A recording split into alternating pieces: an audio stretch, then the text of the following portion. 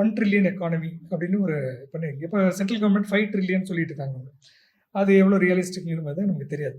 அந்த 1 trillion economy இருக்கும்போது, நீங்க பொதுவா மக்கள் வந்து இவங்க இவ்வளோ கடன் வச்சிருக்காங்களே, 8,00,000 இவ்வளோ வருது, 8,33,000 கோடி கடன் வச்சிருக்காங்க.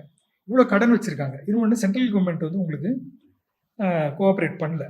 பல விஷயங்கள் பிரச்சனை வருது. அப்போ இதெல்லாம் வச்சுக்கிட்டு இந்த கன்ஸ்ட்ரெயின்ட்ஸ் எல்லாம் எப்படி வச்சு 1 ட்ரில்லியன் எக்கானமி பண்ணுவாங்க? அப்படிங்கிற ஒரு கேள்வி வருது.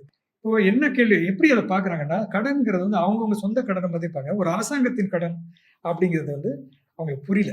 அது தெரியல. இப்போ எனக்கு கூட அது கான்செப்ட் கிளியர் இல்ல. ஆனா நீங்க வந்து வித்தின் த லிமிட்ஸ் தான் இருக்கு. ஜிடிபிக்கு 26% கீழ தான் இருக்கு அப்படின்னு சொல்றீங்க. பொதுமக்கள் பார்வையில் அப்படி இல்ல. இவ்வளோ கடன் வாங்கி இப்போ வந்து பேர் குறிப்பிடல ஒரு அரசியல் தலைவர் வந்து என்ன சொல்லிட்டாருன்னா, ரொம்ப ஈஸியா முடிச்சுட்டாரு வேலைய. கடன் வாங்குறாங்களா? கடன் வாங்கி குடிச்சிட்டே இருக்காங்கல்ல. நான் ஆட்சிக்கு வந்தேன்னா குடுக்க முடியாதுன்னு சொல்லிருவேன்னாரு. அப்படி குடுக்க முடியாதுன்னு சொல்ல முடியாதுன்னு தெரியும். அப்படி சொன்ன ஒரே ஆள் வந்து பிடல் காஸ்ட்ரோ. அவர் தனி கண்ட்ரி வச்சிருந்தாரு.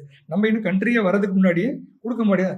ஆனா இந்த கடன் என்னது அது? எதுக்காக பாரோயிங்? அதாவது இப்ப இன்னைக்கு இந்த இந்த பட்ஜெட்டை தான் ஃபர்ஸ்ட் இன்னும் பண்ணியிருப்பாங்க. என்ன பண்ணியிருப்பாங்க அப்படின்னாக்கா, இந்த நம்முடைய நிதிநிலை அறிக்கையினுடைய வரலாறு இருக்குல்ல, நேத்தா வெளியிட்டிருக்காரு. இப்போதான் எனக்கு ஃபோன் வந்தது.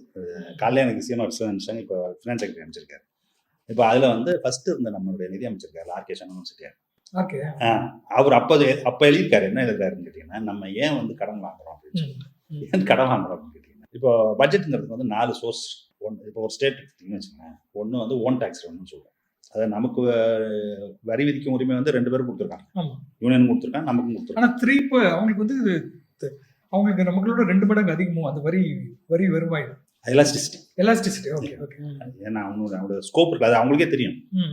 அந்த கான்ஸ்டியூஷன் அசெம்பிளி நம்ம டிவைட் பண்றோம்ல, பேசியிருக்காங்க. அது தெரியும் அவங்களுக்கு. இந்த பொட்டன்ஷியல் அவங்களுக்கு தான் அதிகமா இருக்கு. ஆனா டியூட்டிஸ் ரொம்ப கம்மி. ஃபினான்ஸ் கமிஷன் போட்டதே அதுதான். இல்லாட்டி எதுக்கு ஃபினான்ஸ் கமிஷன்? நீ கலெக்ட் பண்ண, நீ வச்சுக்கன்னு சொல்லிட்டு போயிருப்பான். அவங்க நல்லா தெரியும். என்ன தெரியும் கேட்டீங்கன்னா, அவங்களுக்கு பொட்டன்ஷியல் அதிகம். அவங்கள்ட்ட நிறைய வந்து பணம் சேரும். ஆனா என்னன்னு கேட்டீங்கன்னா, ஒரு கன்வீனியன்ஸ்க்காக தான் அவங்கள்ட்ட கொடுத்துருக்காங்க. எப்படின்னு கேட்டீங்கன்னா, இன்கம் டேக்ஸ் அவங்க ஏன் கலெக்ட் பண்ண சொல்றாங்க? ஏன்னு கேட்டீங்கன்னா, இப்போ ஒரு பெரிய ஒரு கார்பரேட் நிறுவனம் இருக்கு அப்படின்னு சொன்னீங்கன்னாக்கா, அவன் வந்து இங்கே வேலை செய்வான், பெங்காலில் வேலை செய்வான், சத்தீஸ்கர்ல வேலை செய்வான், ஜம்மு காஷ்மீர்ல வச்சிருப்பான். அப்போ இது எல்லாத்தையும் ஒவ்வொரு ஸ்டேட்டும் கலெக்ட் பண்ணக்கூடாது.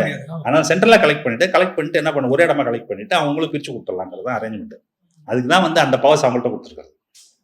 ரைட்டா?